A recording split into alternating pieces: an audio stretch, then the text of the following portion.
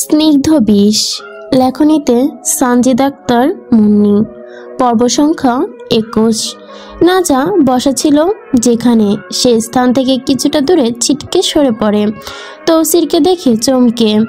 আর এটাই স্বাভাবিক, আমরা যখন কোনো বিষয়ে আশঙ্কা করি না আর সেই পরিস্থিতি আমাদের পড়তে হয়, তখন আমরা মানবরা কিছুটা বিচলিত হই। নাজার ক্ষেত্রেও তেমনটি হয়। নাজা বিষময়ে চমকে আমতা করে বলে ওঠে, তৌসির আপনি? তৌসির নাজার কথায় মুচকে সে ডান পায়ের ওপর তোলা বাপাটা নিচে নামাতে নামাতে মুখ দিয়ে আফসোসের সূচক শব্দ বের করে বলে, তোমার সাথে সংসার ছেড়ে আমি কেমনে ওই হাজতে থাকবো কও তো কৈতরি? তোমার চোখের অসহায় চাহনি আর অসহায় পানি আমায় থাকতে দেয়নি তো সেইখানে, তাই তো আঁচলেই তলায় চইলা আইছি। তৌসির উঠে এসে লুঙ্গির গুটি নাজার সামনে দু হাঁটুতে ভাঁজ করে পায়ের পাতা মাটিতে সমতল রেখে বসতেই ভুরু কুচকে তীক্ষ্ণভাবে নাজিয়ে জিজ্ঞেস করলো, টুনির মা, তুমি খুশি হওনি? আমায় দেখে অখুশ হইছ? নাজা শুনে মনে মনে ভাবে, তৌসির কি সব জেনে গেলেন? না, তেমন কিছু হয়তো না। নাজা বিষময়ে বিস্মিত হয়, তবে এখন আমতা করে তৌসিরের গামলা আছে আঁচ করে নিবে, তাই নিজেকে শান্ত রেখে হেসে উঠে বলে, তো তেমন কিছু না, হঠাৎ আপনাকে দেখে চমকে উঠলাম আর কি। তৌসির নাজার উত্তর শুনে ঠোঁটে ফুটে ওঠে এক তাচ্ছিলের হাসি। তৌসির হাত বাড়িয়ে আলতো স্পর্শে আঙ্গুলগুলো চেপে ধরে নাজার তুল্য মেঘের মতো নরম দুটো গালে দাঁত চেপে বলে ওঠে, ওরে আমার ভেত্তমিস মাগিল, আর কত করবি মাগিগিরি, এবার থাম নটি। ব্যাস, নাজার বুঝতে আর বাকি রইল না, তৌসির সব বুঝে গেছে। নাজা তৌসিরের হাত নিচের গাল থেকে সরাতে সরাতে নিচু ম্লান কণ্ঠে বলে, আপনি সব জানেন তৌসির? তৌসির এবার হাতের আঙ্গুলগুলো স্পর্শ আলতো থেকে কঠিন করে নেয়, শক্ত করে চেপে ধরে নাজার গাল আর ঠান্ডা চোখে চোখ রাখে নাজার সবুজ নয়নায়। সে নয়নার চাহনি শুধু ছলনাই করতে চেনে, অন্য কিছু নয়। বিষ মাখানো গলায় বলে ওঠে, হ্যাঁ জানতাম তুই গদ্দার, জানতাম, কিন্তু তুই যে এত বড় খাঙ্কির ধরা এইটা আমি জানতাম না নাজা। আমি খুব ব্যথা পাইলাম তোর এই গদ্দারিতে, তোরে আমি আপন ভাবলাম আর তুই এমনি সবল মারলি। নাজার গালের ব্যথায় কুচকে গেল, খুব কষ্ট হচ্ছে ওর। তৌসিরের পুরুষালী হাতের ব্যথা বলে কথা, কষ্ট তো হবেই, দাঁতের মাড়ি ভেঙে যাচ্ছে। নাজা তৌসিরের হাত দুটো হাতে ঝাপটে ধরে সরানোর চেষ্টা করে বলে, খুব কষ্ট হচ্ছে তৌসির, কষ্ট হচ্ছে।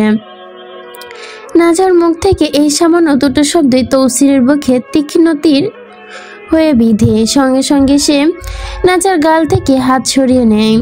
এই মেয়েটার প্রাণদণ্ড দেওয়ার কসম খেয়েছে সে, অথচ এখন ওর সামান্য আর্তনাদ তার অসহ্য লাগছে। নাজা কি জাদু করলো তার ওপর? কোনো কালো জাদু নয় তো? হয়তো এমন কিছুই, নয়তো এত কষ্ট তৌসিরের আনন্দ পাওয়ার বদলে বুকে এত তীব্র ব্যথা কেন লাগে, তাও এই গাদ্দারিনীর জন্য? ওর দৃষ্টি নাজার গালের ওপর পড়ে। অতিরিক্ত ফর্সা আর নরম হওয়ায় গালগুলি তার চামড়ায় অতিরিক্ত আঙ্গুলের চাপ হালকা করে বসে। এ দেখে তৌসির অসহ্য যন্ত্রণা লাগে বুকে। কি করলো কি সে? এই গালিগুলিকে তো তৌসিরের বারবার ঠোঁট ছুঁয়েছে, এই গালগুলো তো সে চুমু খেয়েছে, তাহলে কিভাবে এমন ব্যথা দিল? গাল ঘষে মন ভরে চুমু খেয়েছে, যখন ইচ্ছে হয়েছে তখন ওই নাক ডুবিয়ে দিয়েছে ভালোবাসায়। সে গালগুলোতে আঘাত করা কি উচিত হলো তার?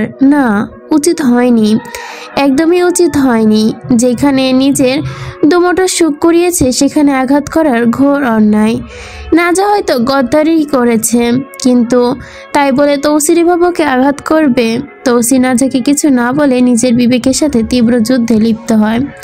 তৌসিরের ভেতর একদিকে ঘৃণা, অন্যদিকে অসহনীয় যন্ত্রণা। আর নাজা, সে মনে মনে কালেমা পড়তে শুরু করেছে। তার বিশ্বাস এই মুহূর্তে, ঠিক ওই মুহূর্তেই তৌসির তাকে মেরে ফেলবে। এই মুহূর্তেই, ঠিক তখনই তাদের এই চরম উত্তেজনার সময় দরজায় চৌখাটে এসে দাঁড়ান বিবিজান আর দাদাজান শান্ত অথচ ভারী কণ্ঠে তৌসিরকে পেছন থেকে ডাক দেন, ওই তৌসির, এইদিকে আয়। তৌসির পিছন ফিরে তাকায়। দাদাজান আর বিবিজানকে দেখে দীর্ঘশ্বাস ফেলে উঠে দাঁড়িয়ে সেদিকে যায়। বিবিজান ঘরে ঢুকতে ঢুকতে বড় গলায় বলে, তৌসির, আমার তো মনে হয় তোর লাগে যে কামটা করছে এটা তোর বউই। নাঝা নিধিয়ে পড়ার মতো পড়ে থাকে জায়নামাজে। এবার বিবিজানও জেনে গেছেন এটা কার কাজ। নিশ্চিত এবার নাজাকে মেরে ফেলবে সবাই মিলে। তৌসির বিবিজানের কথায় নাজার দিকে আর চোখে তাকায়, তারপর সামনের দিকে তাকিয়ে বলে, বিবিজান, তুমি সবসময় কেন কও আমার বউরে দোষ দিয়া কথা কও? ফারদিন আর আমি একটা প্রাণ করছি সবার সাথে, একটু সবার রিয়াকশন বোঝার লাইগা। আমার বউ তো এইটারে হাসা মনে করে নিছে। নাজারে দেখা নামাজে বসে কাঁদছে। দাদাজান এই শ্বশুর ঝাড়ি দিয়ে বলে, টুটটুট ছাইরা দিমু, একদম টুটটুটগিরি করবি না। তোর মা আর আমার নাত বউ কি ভয় পাইছে তুই জানো সেটা? তৌসির মনে মনে হাসে। তোমার নাত বউ যে এগুলোর মূল ঘটিতা এইটা কেমনে বলবো তোমারে দাদাজান? বিবিজান হতাশ, দীর্ঘশ্বাস ফেলে। তৌসির জাতরে মারে দেই খায়, বেহুশ হইয়া চিত হইয়া পইরা রইছে। এই বলে নাজার দিকে তাকিয়ে বললেন, আর নাজা, তুই আয় রান্নাঘরে, কাম আছে। নাজা স্তব্ধ হয়ে বসে থাকে। অবশেষে পুরো খেলার আসল চিত্রটা তার কাছে স্পষ্ট হলো। সে বুঝতে পারে এই পুরো খেলাটা তৌসির সাজিয়েছে। তৌসির নিজে নাজাকে ফাঁদে ফেলেছে। ফারদিন যে নতুন ওসি এবং ঘুষ নেয় না, যার সঙ্গে তৌসিরের সম্পর্ক খারাপ, এই সমস্ত তথ্য নাজাই জেনেছিল তৌসিরের কাছ থেকে। তার মানে এটা এখন জলের মতো পরিষ্কার। তৌসির সবকিছু পরিকল্পনা মাফিক করেছে। তৌসির নিজে নাজার সামনে প্রমাণগুলো এনে দিয়েছে, আর নাজা বোকা বনে সেই প্রমাণগুলো ফারদিনকে দিয়েছে। অথচ এখন নাজা নিশ্চিত ফারদিন আসলে তৌসিরেরই লোক। কিন্তু এখন একটি প্রশ্ন, নাজাকে করে করে খাচ্ছে কেন? কি কারণে তৌসির তাকে বাঁচিয়ে রাখছে? কেন এবার সে সবার সামনে সত্যিটা প্রকাশ করছে না? নিশ্চয়ের পেছনে কোনো বড় স্বার্থ লুকিয়ে আছে। তৌসির আর নাজা নিজেদের দিকে তাকায়। তৌসির চোখ মুখের অভিব্যক্তি মুহূর্তে পাল্টে যায়। মা আগে পরে দুনিয়া, এই চিন্তায় দ্রুত মাকে দেখতে চলে যায়। তৌসির কুটিরে এসেছে। কুটিরের গেটের সামনে একটা টং দোকান আছে। এই টং দোকানটা তারাই দিয়েছে গ্রামের এক গরিব লোককে দোকান দিয়ে খাওয়ার জন্য। সে মাকে দেখার রুমে গিয়ে নিজেকে ইচ্ছাধারী নাগিনের সাথে হিসাব চুকাতে, কিন্তু গিয়ে তার আর নাজাকে পায়নি। বিবিজান তাকে রান্নাঘরে নিয়ে গেছেন। বেশিক্ষণ অপেক্ষা না করে তৌসির কুটিরে চলে আসে। দোকানটার ভেতরটা গ্রামের ছোট্ট এক আড্ডাখানা। এক পাশে চা নাস্তা আর মুদি জিনিসপত্রের ব্যবস্থা। চায়ের কাপে ধোয়া ওঠে, কেউ বিস্কুট ডুবিয়ে খায়, কেউ আবার চিনে বাদামের টোকা, সাথে গল্পের মত্ত। আরেক পাশে আলাদা আলাদা টেবিল পেতে বসানো ক্যারাম, লুডো, দাবা খেলার আসর। দুপুর গড়িয়ে বিকাল হয়ে যায়, তবুও খেলার যেন ভঙ্গ হওয়ার নাম নেই। দোকানের কোনায় রাখা পুরনো একটি বক্স, টিভি স্ক্রিনে দাগ পড়েছে, তবুও তাতে খবর, সিনেমা বা ক্রিকেট ম্যাচ চললে দোকানের ভেতরে ভিড় জমে যায়। কেউ গল্প করছে, কেউ আবার টিভির দিকে হেলান দিয়ে চোখ মেলে তাকিয়ে আছে। টিভি দেখার লোভে অনেকেই কাছে ফাঁকি দিয়ে এখানে চলে আসে। তৌসির দোকানে ঢুকতেই কাউন্টারে বসে থাকা লাল মিয়া হেসে বলে, তৌসির মামা, চা দিমু নাকি এক কাপ? লাল মিয়ার মুখে তৌসিরের কথা শুনে সবাই এক ঝলক তাকায় ওর দিকে। ওইখানে এক পাশে নাজিম চাচা, ফারদিন, নুহমান আর কেরামত ক্যারাম খেলছিল।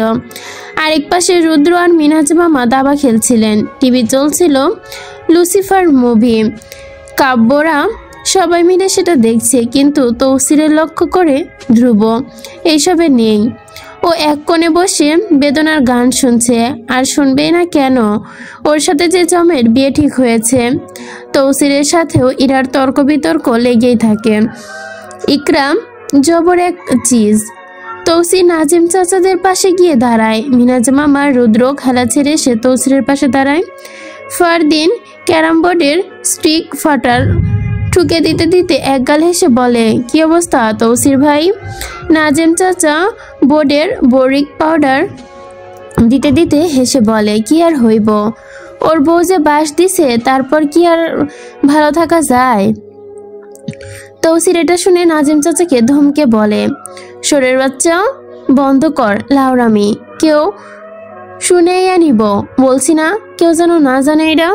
আমার বউ ভুল করছে, আমি দেখা নিব, তোরা দয়া কইরা মায়া কইরা কাউরে কইস না এগুলা। ফারদিন দীর্ঘশ্বাস ফেলে সোজা হয়ে দাঁড়াতে দাঁড়াতে বলে, ভাই এসব বাদ দেন, আপনার বউ যে লেভেলের অভিনেতা আর যে অভিনয়টা করলো, আমি তো টাসকি খাইয়া গেছিলাম, প্লাস উনি আপনার বউ, এটা চাই না আরো বেশি খাইছি। তৌসির যেন ফারদিন কেন এই কথা বলছে, কথাটা যেন তার একদমই পছন্দ হলো না। ফারদিনের কথার মধ্যে একটা নজর খারাপ খারাপ গন্ধ পায় সে, তারপর কিছু বলে না। রুদ্র তৌসিরের কাঁধে হাত রাখতে রাখতে জিজ্ঞেস করে, এখন কি করবা ভাবি? কি কিছু শাস্তি টাস্তি দিবা নাকি ভাবি রে? নুহমানের হাতে স্ট্রিক ছিল সেটা। তৌসির একটু ঝুঁকে বোর্ডে ঠেসে টোকা মারতে মারতে বলে, শাস্তি আবার কি? আমার বউ আমার লগে গদ্দারি করবে, আরো 100 বার করবে, বললাম না একদিন বউয়ের লেগা সব মাফ। মিনাজ মামা হাসতে হাসতে বললে, বউয়ের প্রেমে অন্ধ হইয়া আবার কুয়েতে পইরা মইরা যাইও না। ফারদিন মিনাজ মামার কথায় কুটিলি হেসে জবাব দেয়, আরে অন্ধ হইব না, যে যাই বলুক তৌসির ভাই কিন্তু জিতছেন, একদম খাঁটি জিজ পাইছেন। এমনি একটা সুন্দরী বউ যদি আমার কপালের জুটতো, তাহলে বিছানায় ছাড়তাম না মাসের মধ্যে। তৌসিরের গা জ্বালা হয়ে উঠল ফারদিনের কথা শুনে। ও স্টিক রেখে ঠান্ডা চোখে ফারদিনের দিকে তাকায়, শুধু তাকায়, তারপর কিছু না বলে জোরে স্টিকে একটা টোকা মারে আর বলে, ফারদিন নজর ঠিক রাখ, আমার বইয়ের নামে আর মুখে নিস না, মাথা গরম হয়ে যাইব। ফারদিন তৌসিরের কথায় হাসতে হাসতে বলে, আরে কি কন ভাই, নজর ঠিকই আছে, আমার ভাবি হিসাবে কইলাম, দেবরে এইটুকু মতো তো করতেই পারি। তৌসির এবার সোজা হয়ে দাঁড়িয়ে ফারদিনের দিকে তাকিয়ে হালকা হেসে বলল, হ্যাঁ সে তো করতেই পারিস, কিন্তু তারপরও লিমিট রাখিস, আমি আবার মানুষ ভালো না। এই বেলে রুদ্রের দিকে তাকিয়ে বলে, চল মামা পার্টি অফিসে যাই। রুদ্র মাথা নেড়ে বলে, চলো। তৌসির আবার রুদ্রর সাথে বেরিয়ে যায় আর বাকিরা আবারও খেলায় মন দেয়। ফারদিন তৌসিরের যাওয়ার দিকে তাকিয়ে থাকতে থাকতে মনে মনে বলে, তোমার বউকে একদিনের জন্য হলেও আমার চাই মেয়র সাহেব। এই বলেই শয়তানের হাসি দিয়ে ওঠে সে। এদিকে ধ্রুব বিরহের গান শুনছে আর গাইছিল। এমন সময় ফোনে কল আসে। এ নিয়ে 7 বার কল আসলো, তারপরও ধ্রুব ধরছে না। কলটল ধরার মুডে নেই এখন ও, কিন্তু পরপর এত কল দেখে এখন বাধ্য হয়েছে ধরতে। কল ধরে কানে লাগতে ওই পাশ থেকে ছ্যাদ করে উঠল একটা গলা, এই নটির নাতি, কই আছিস তুই? এত কল দেই, ধরিস না কেন? ধ্রুব বুঝে যায় এই গুণবর্তী কেউ কিছু নয়, মহাগুণবর্তী হবু বউ তার। ধ্রুব বিরক্তিতে তেতো গলায় বলে, কি হয়েছে? ইকরা ওপাশ থেকে বলে, আমার অফিসে একবার আসো তো। ধ্রুব সাফ সাফ বলে দেয়, বিয়ে ঠিক না হতে শুরু হয়ে গেছে তোর নাটক, আমি পারবো না। ইকরা দাঁতে দাঁত চেপে বলে, তুই আসবি নাকি আমি আসবো? আমি যদি আসি তাহলে আজ একবারে বিয়ে করে ঘরে উঠাবো, কোনটা ভালো হবে বল? ইকরাম, ভালো লাগছে না এগুলা। এই মাদারচোদ, তুই বাংলা কথা বুঝিস না? বলছি আসতে আয়, একটা প্রয়োজন আছে, এর জন্যই বলেছি, নয়তো তোর টুট ধইরা টানাটানি করার আমার কোনো ইচ্ছা নাই। ধ্রুব দীর্ঘশ্বাস ফেলে, ক্ষীণ সুর ধরিয়া বলে, ইকরা সুন্দর করে কথা বল, আসছি আমি। আচ্ছা তাহলে তাড়াতাড়ি আসো, খুবই প্রয়োজন। এই বলে ধ্রুব ফোন রেখে মনে মনে বলে, জীবনটাই বড়ই পাতা হইয়া গেছে। রাত এখন 10টা, অন্ধকার ঘনিয়ে পড়েছে ঢাকা, পড়ে আছে শহরতলির চেনা রাস্তাটা। তালহা ভাই স্টুডিও থেকে বাড়ি দিকে হেঁটে ফিরছিল। প্রতিটি পদক্ষেপে তার ক্লান্তি আর একাকিত্বের সুর বাজে। গলার সুর ভালো, ক্লান্তি আর একাকিত্বেও সুর বাজে তার। গলার সুর ভালো বলে একটা ছোট ইউটিউব চ্যানেল চালান, বিভিন্ন চলচ্চিত্রের ব্যাখ্যা দেন। এই সামান্য উপার্জনে তার দিন চলে। বাবার বিপুল অর্থ প্রাচুর্য আছে, তবে সেসব হারাম টাকার ছায়ায় তিনি মারান না। নিজের উপার্জনের সামান্য আলোতেই তিনি জীবন মাপতে পারেন। কারো কাছে হাত পাতার চেয়ে তিনি ওই দৈন্যের শ্রেয় মনে করেন। আজ 12 তারিখ, কাল 13 তারিখ ওনার জন্মদিন। গত বছর এই সময় তিনি এভাবেই ফিরেছিলেন, আর নাজা অস্থির কলগুলো কেটে দিয়েছিলেন। নাজা শুধু নাজাই না, প্রতি বছর তার জন্মদিনে মনে রাখত। সে সবার আলে তাকে পায়েস বানিয়ে খাওয়াতো। নাজার হাতের রান্নার স্বাদ অমৃত, আর সেই পায়েস তো ওনার নাজার মতো অতিশয় প্রিয়। কিন্তু আজ আর সেই পায়েস খাওয়া হবে না। বাড়ি ফিরে সেই মধুর গন্ধ আর উষ্ণ স্পর্শ জুটবে না। তালা ভাই আকাশের দিকে তাকান, অফুরন্ত তারার মেলা তাতে। নাজা স্মৃতিগুলোর মতোই উজ্জ্বল, অথচ নাগালের বাইরে। দীর্ঘশ্বাসটি বুক চিরে বেরিয়ে এলো। ফিসফিস করে আফসোস ঝরে পড়লো ওনার ঠোঁট থেকে। নাজা আবার, আমার প্রিয় নাজা, তোকে আমার ভীষণ প্রয়োজন রে। তুই আমার কেন হলি না? না হয়তো তুই আমার হওয়াই ছিলি না, বিধায় আমি হই নাই তোর, আর তুই হসনি আমার। মাথা নিচু করলেন তিনি। পথের চোখে যেন ধরা পড়ে না তা, কেবল অন্তরের যন্ত্রণা শোনা যায়। সে অন্যের জেনেও তাকে আপন ভাবিটা দ্বিধা লাগে। ফের তাকে ভুলিতেও পারে না এই প্রাণ কেন এত পুড়ে? অসহ্য এক ভার চেপে ধরে বুকে। নিজেকে প্রশ্ন করে তালহা, এ কেমন দ্বিধায় আমি পড়লাম? এমন দ্বিধায় বুঝি কেউ প্রেমিক পড়তে পারে? তিনি ধীরে ধীরে পকেট থেকে মানিব্যাগ বের করে। মানিব্যাগের ভাঁজে রাখা নাজার একটা ছবি। স্নিগ্ধ হাসি মাখা সেই ছবির দিকে তাকিয়ে তালা ভাই আঙ্গুল বুলিয়ে দেয়। মনে মনে স্পর্শ করেছে এক অলৌকিক স্বপ্নকে। কণ্ঠে অপার অসহায়ত্ব নিয়ে বলে, তুমি হয়তো আজ এই মুহূর্তে তোমার স্বামীর বক্ষে মাথা রেখে আবেশে নিদ্রায় আচ্ছন্ন। আর দেখো, তোমার জন্য আমি খোলা আকাশের নিচে দাঁড়িয়ে। তোমায় নিয়ে কত শত দ্বিধা আঘাতের বিহর। তোমায় আপন করে চাওয়াটি বুঝি মারাত্মক ভুল ছিল। তুমি আমার হওনি বলে আজ তোমার শূন্যতায় পড়ি। রবি ঠাকুর তো বলেই গেছেন, আমি হয়তো তেমনই এক হতভাগা। তোমাকে পাওয়া না পাওয়া এক আকাশ সমান অনিশ্চয়তা। তারপরে রোজ ভাবি তুমি আমার, জানো, না পাওয়া এক ধরনের পাওয়া। এই যে তোমাকে পেলাম না, অথচ সারা জীবন শুধু চাইতে থাকবো। এটা কি ভালোবাসা নয়? তিনি হাসলেন, করুণ এক উপহাসের হাসি। বিয়ের দিন রাতে তুমি আমায় জিজ্ঞেস করেছিলে না আমি আর কারো প্রেমে পড়বো কিনা? শোনো প্রাণ সঞ্চরিণী, প্রজ্ঞারা জীবনে একবারই প্রেমে পড়ে, সরল মনা বোকারা দ্বিতীয়বার, আর চরিত্রহীনটা পড়ে বারবার। আর আমি তো বোকা নই, আর আসল মনের অধিকারীও নই, আর না আমি চরিত্রহীন। তাহলে বলো তো কিভাবে পড়বো? তোমার মায়াকে ইহকালে কাটে উঠতে পারবো না। মৃত্যুর আগ অব্দি হয়তো তুমি থেকে যাবে মায়া হয়ে অন্তরালের অন্তরস্থলে। তুমি আমার ভীষণ আপন কেউ, কিন্তু আজও আছো, আর সারা জীবন থাকবে। তোমার স্থান আমার এই হৃদয়ে। তুমি ব্যতীত সবার জন্য এই হৃদয় হারাম। তোমায় না পেয়ে আমি কষ্টে আছি, খুব কষ্টে। ততটা কষ্ট যতটা প্রকাশ বা বর্ণনা দ্বারা অসম্ভব। তারপরও বলি, তোমায় না পেয়ে আমি অনেক ভালোবাসি, অনেক বেশি ভালোবাসি। রাতের খাওয়া দাওয়া শেষ করে এবার ঘুমানোর পালা। সারাটা দিনেও তালুকদারের মাইয়ার দেখা পায়নি তৌসির। আড়ালে থেকেছে নাজা। তারপরও তৌসির বাড়িতে ছিল না, পার্টি অফিসে চলে গিয়েছিল। এই আলো এসে গোসল করে খাওয়া দাওয়া করে ঘরে ঢুকলো। ঘরে ঢুকে দরজা লাগিয়ে ঘরের মাঝখানে তাকায়, দেখে নাজা দাঁড়িয়ে আছে খুবই শান্ত রূপে। তৌসি নাজাকে ভাবে দাঁড়িয়ে থাকতে দেখে মুচকি এসে নাজার দিকে এগিয়ে যেতে যেতে বলে, সারাদিন আমার কাছ থেকে লুকাইয়া কি লাভ হইল তালুকদারের মাইয়া? শেষে তো আমার বুকে ঘুমাইতে হইব। ভয়ে যেন নাজার পায়ের তালু পর্যন্ত কাঁপতে থাকা তৌসিরের কথায়। এই তৌসির নিশ্চয়ই শেষ করে দিবে ওকে। নাজা ভয়ে ভয়ে তৌসিরের চোখের দিকে তাকায়, জিজ্ঞেস করে, আমাকে মেরে দিবেন তৌসির?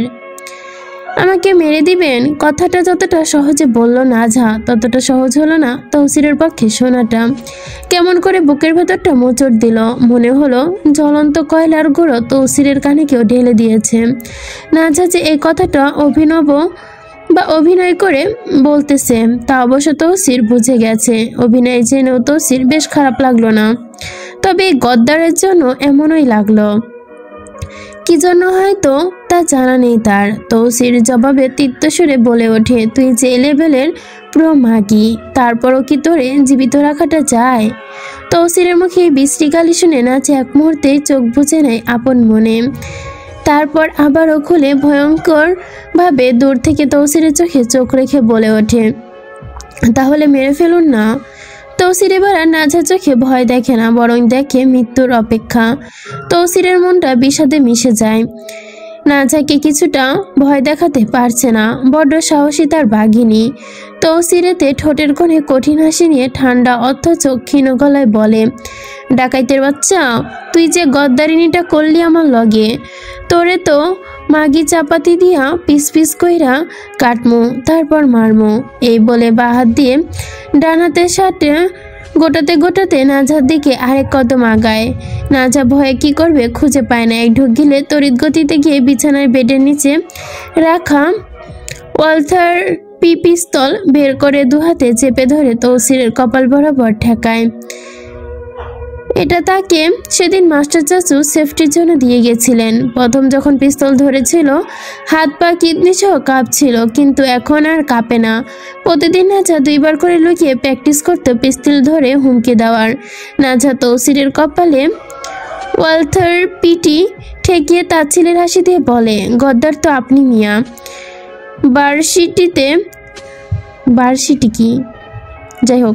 ভার্সিটিতে যেমন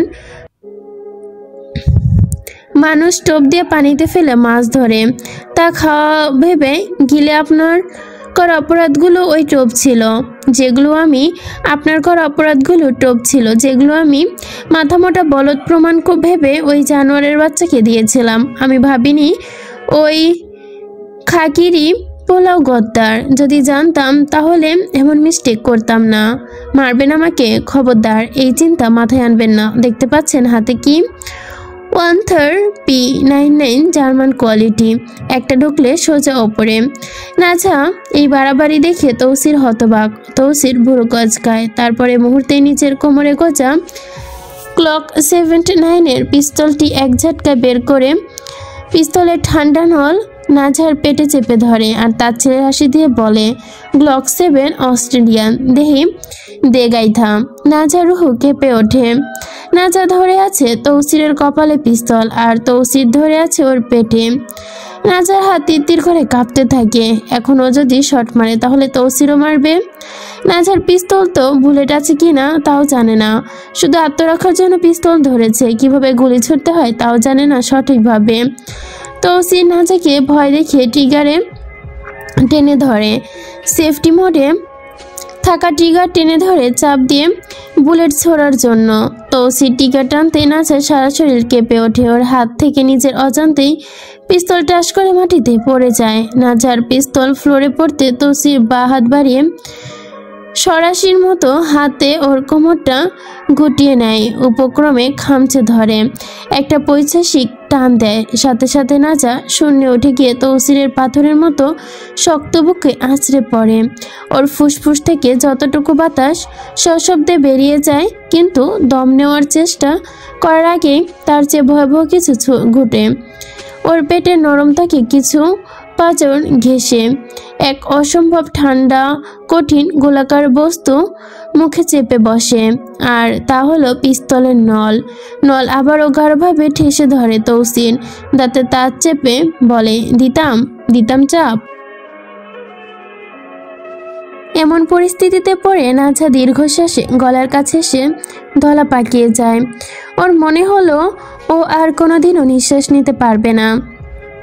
ওর সমস্ত শরীর রক্ত মনে হলো না, পা বেয়ে যেন সমস্ত শরীর রক্ত নেমে যাচ্ছে। নেমে গিয়ে যেন মেঝেতে মিশে যাচ্ছে, শরীর অবেশ ও অসর হয়ে আসছে। এইমাত্র তৌসির শেষ করে দিয়েছে ওকে। নাজা আর ভয় পায় না, ভয়কে জয় করে চিৎকার করে বলে ওঠে, দিন, আমি মরেই যাই, আমি মরে যাই, দিন না। তৌসির ওর কোমর আরো জোরে চেপে ধরে, চোখে চোখ রেখে বলে, নাজা, তুই আমার লাগে কেন এমন করলি? আমি খারাপ, তুই জানিয়াই তো বিয়া করছিলি, তারপরও কেন গদ্দারি করলি আমার লাগে? তুই নোবেল প্রাপ্ত গদ্দার জানিয়াও আমি তোরে বিশ্বাস করলাম, আর তুই প্রতিদান কি দিলি? এই মাগি, যখন নোটকি করলি তাহলে আমি যাওয়ার সময় কাঁদলি কেন জানোস? তোর ওই চোখের ওই মিথ্যা পানি আমি সত্যি মনে করছিলাম, আমি মনে করছিলাম এটা তোর বাপ চাচার কাজ, তোর নাম। তুই শুধু তোর প্রমাণ দিছস, কিন্তু যখন রুম আর ফোন চেক দেওয়া হয় তখন তোর আসল সত্য জানতে পারি। নাজা, তোর চোখের ওই মিথ্যা পানি আর অসহায় চাহনি আমাকে শেষ করে দিয়েছিল রে।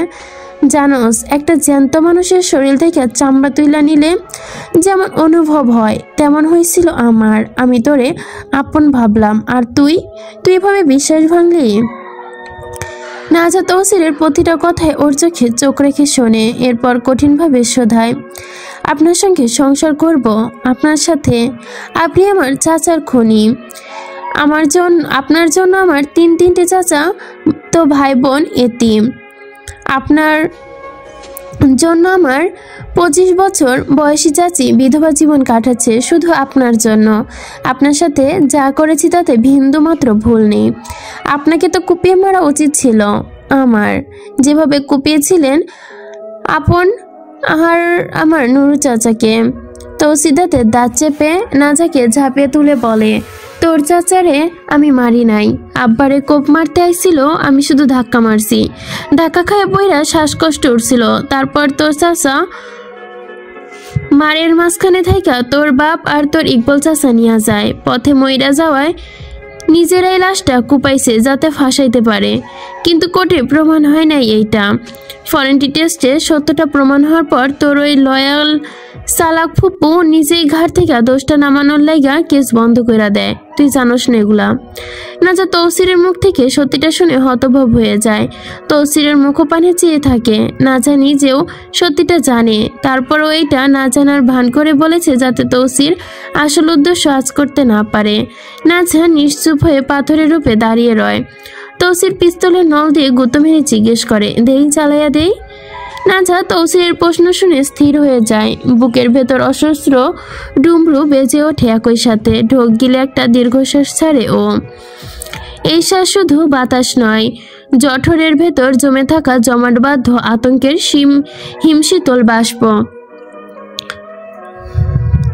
মৃত্যু খুব ভয়ঙ্কর নাজা, মৃত্যুর ভয় আছে সবারই, মারাত্মক ভয়, এত ভয় যে শিরায় শিরায় রক্ত চলাচল স্তব্ধ হয়ে যেতে চায়। ভেতরে সবকিছু কেমন যেন গুলিয়ে যাচ্ছে যতবার সে জোর করে মুখ থেকে উচ্চারণ করছে মেরে দিন, ঠিক তখনই তার প্রাণ যেন সে কথার বিরুদ্ধে বিদ্রোহ করছে। মন চায় আরেকটু, শুধু আরেকটু থেকে যেতে এই পৃথিবীর মায়ায়। এই অপরূপ পৃথিবী আবারও একবার রং দেখাতে চায় সে, নিজের হাতে সে রং নিজেই সাজাতে চায়। জানে না তো এই খেলা ফুরলে আর তো ফেরা হবে না, আর তো জন্ম হবে না, জন্ম তো একটিবারই হয়। অসহায়ত্বে নাজার সমস্ত শরীর যেন এলিয়ে এলো। এই মুহূর্তে নাজার চোখ দুটি জীবনের শেষ আশ্রয়টুকু খুঁজছে। শিশির মতো করুণ মারাত্মক দৃষ্টিতে সে তৌসিরের চোখে চোখ রেখে ফিসফিস করে, বড্ড অসহায় ভঙ্গিতেই জিজ্ঞেস করে, আমাকে বাঁচিয়ে রাখা যায় না তৌসির? এখানে প্রশ্নেই ছিল কোনো না অভিযোগ, ছিল শুধু আরতি, এক অকুল মিনতি। মৃত্যুর হিমশীতল দরজায় দাঁড়িয়ে জীবনের শেষ উষ্ণতা আর এক করুণ কাকুতি। এই আকুতি শুনে তৌসির উত্তরে কঠিন গলায় বলে, না, যায় না, তোর মতো ডাকাইতে বাঁচানো সম্ভব না, মাফ করে দিন না আমাকে তৌসির। আমার বাঁচার খুব ইচ্ছে, এই পৃথিবীতে একটুখানি সুখ অনুভব করার জন্য খুব আক্ষেপ দিবেন প্রাণটা ভিক্ষে। তৌসি তো জীবনেও নাজাকে মারবে না, শুধু ভয় দেখানোর জন্য এমন করেছে। তার রুক্ষ গলায় বলে ওঠে, তোর মতো নোবেল প্রাপ্ত গদ্দারিনীরে বাঁচাইয়া রাখা নিজের গদ্দান আজরাইলে লইয়া ঘোরা একই কথা। নাজা কাতর দৃষ্টিতে তৌসির চোখে চেয়ে অনুনয়ন ঘন গলায় বলে, আমাকে সত্যি মেরে ফেলবেন? তৌসির পিস্তলের নলটা আরো শক্ত করে ধরে বলে, তুই তো মির্জাফরের প্রভার্সন, তাই তোরে শুধু মারমো না, মায়েরা তোরে মির্জাফরের কবরের পাশে কবর দিয়ে আসমো। নাজা কিছু বুঝে পায় না, আকুতি করে লাভ হবে না। তৌসির নির্দয় সে জানে। নাজা হঠাৎই দু হাতে তৌসিরের হাতে ধরা পিস্তলটা চেপে ধরে। গুলি ছুড়ুন বলছি। নাজার হাত থেকে তৌসির পিস্তল সরাতে চায়। টিকা টানা চাপ, লাগলে গুলি চলে যাবে। তৌসির ওর হাত সরানোর চেষ্টা করে ধমকে বিষাক্ত গলায় বলে ওঠে, এই সিনল, টিকা টানা, চাপ লাগবো। নাজা শক্তি দিয়ে পিস্তল ধরে চিৎকার করে ওঠে, মারবেন তো মারুন বলছি। তৌসির এক হাত থেকে ছাড়াতে চায়, কিন্তু নাজা ছাড়ে না। ধস্তাধস্তির এক পর্যায়ে ঠাস করে বেজে ওঠে একটা শব্দ। দুজনের হাত থেকেই পিস্তলটা মাটিতে পড়ে যায়। তৌসিরের শ্বাস বন্ধ হয়ে আসে, হাত পা অবেশ হয়ে আসে তার। নাজা ধরে রাখতে পারল না। অবেশ হাত পা দিয়ে কি আর কোনো কিছু করা যায় নাকি? সম্ভব না। চামড়ার নিচে স্নায়ুগুলো স্তব্ধ হয়ে গেছে তৌসিরের। সারা শরীর হিমশীতল হয়ে আসে। নাজার পেটের ডান দিকে বুলেট গেঁথে গেছে। ও নিজেই নিজেকে গুলি মেরে দিয়েছে। নাজা দাঁড়িয়ে থাকতে পারে না, টলতে শুরু করেছে। পেটের ডান পাশে হঠাৎই আগুনের ফুলকি বিস্ফোরিত হয়ে গেছে। নাজা কিছু বুঝে উঠতে পারে না। এক মুহূর্ত আগেও পৃথিবীটা ছিল চলমান, আর এখন সবকিছু থেমে গেছে। বাতাসের শব্দ, এমনকি নিজের নিঃশ্বাসও ভারী মনে হচ্ছে ওর কাছে। কোথাও আটকে গেছে সবকিছু যেন দূরে। গুলির দাহ শরীরের ভেতর ছড়িয়ে পড়ছে আগুনের মতো। প্রতিটা স্নায়ুতে ব্যথার অশ্রু গড়িয়ে নামছে। ও চায় চিৎকার করতে, কিন্তু গলা শুকিয়ে আসে। ঠোঁটে শুধু নিঃশব্দের কম্পন। নাচা টলতে থাকে, আর তখনই ওর চোখে পড়ে নিচের পেটের ডান পাশের গাঢ় রক্তে লাল ভেজা দাগ। সাদা ড্রেসে এক অংশ রক্তে ভিজে যায়। রক্তের প্রথম ধীর গতিতে নামে, তারপর হঠাৎ ফিচকি দিয়ে বেরিয়ে আসে রক্ত। চোখের দৃষ্টি ঝাপসা হয়ে আসে নাজার। নাজা দু হাত পেতে চেপে ধরে তৌসিরের বুক থেকে সরে যেতেই ফ্লোরে ওর রক্ত মাখা শরীরটা লুটিয়ে পড়ে। তৌসির ধরে রাখার শক্তি নেই আর। নাজা মাটিতে পড়তে তৌসির অনেক কষ্টে শক্তি চোখে এক হাতে ওর ডান হাত টেনে ধরে, অন্য হাতে ওর পেটের রক্তের ফোয়ারাকে ছুঁয়ে দিয়ে চায়। সেখানে চেপে ওর মাথার পাশে বসে হন্তদন্ত হয়ে বলে ওঠে, ওই সিনাল, তুই কি করলি এটা? নাজা, তুই এত সহজে মরতে পারস না। এই মন্দ লোকের ঘর তোরে করতেই হইব। নাজা, আমার লগে গদ্দারিনী কইরা এমনি মরতে পারস না তুই, কেন গুলি করছস? তৌসিরের এই হাজারি শুনে নাজা খিলখিলিয়ে হেসে ওঠে। পেট থেকে হাত সরিয়ে রক্তাক্ত হাতে তৌসিরের গাল ছুঁয়ে বলে, আমি জানি মরতে আমায় হবেই। মেয়র সাহেব, যদি মরেই যায় তাহলে গদ্দারের লাশটা আগুনে না পুড়াইয়া কবর দিয়েন। তৌসির এই কথা শুনে চিৎকার করে ওঠে, নাজা, তোরে কে কইছে আমি তোরে মারমু? তুই আমার বউ, তোরে কেমনে মারমু আমি? আমার সাথে করা তোর সব দোষ মাফ। তালুকদারের মাইয়া, আমার নিয়তি, আমার বেলা বড়ই নিষ্ঠুরে। তুই এমন নিষ্ঠুর হবি? তুই আমার লাগে গদ্দারি করস, সারা জীবন করিস। তুই গদ্দারি কইরা আমারে শুধু জেলে কেন, কবরেও পাঠাইয়া দিস। আমার অভিযোগ করবো না কোনো, সত্যি বলতাছি, আমার কোনো অভিযোগ নাই তোর প্রতি। কোনোদিন কোনো অভিযোগ করবো না। চোখ খুল, কই তরি, খোল না, চোখ খোল, চোখ বন্ধ করিস না। এই গদ্দারি। এই বলেই তৌসি নাজাকে কোলে তুলে নেয়। নাজার গলা দিয়ে কথা বের হচ্ছে না। অনেক কষ্টে বাহাত দিয়ে তৌসিরের গলা জড়িয়ে ধরে রক্তাক্ত হাতটা তৌসিরের গালে আবারও রাখে। হাত রেখে মুচকে এসে বলে, তৌসির সাহেব, যদি ফিরতে পারি তাহলে আবারও বিশ্বাসঘাতকতার খেলা খেলবো আপনার সাথে।